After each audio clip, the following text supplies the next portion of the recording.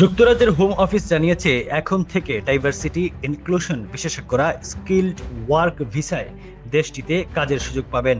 পাশাপাশি কবি ও ব্লগাররাও থাকবেন সুরক্ষিত পেশার তালিকায়, যার ফলে ভিসা আবেদন সহজ হবে। লেবার সরকার অভিবাসন কমাতে কড়াকড়ি আনলেও শর্টেজ অকুপেশন লিস্ট নামে একটি তালিকায় কিছু পেশা রাখা হয়েছে যেখানে এখনো ভিসা পাওয়া যাবে। সেখানে HR অফিসার, ডাইভার্সিটি ম্যানেজার, কবি, লেখক, ব্লগারদের জায়গা আছে।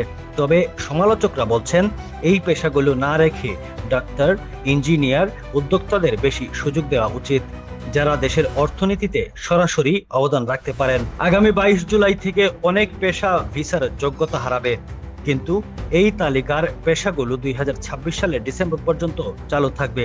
এরপর আবার নতুন করে পর্যালোচনা করা হবে।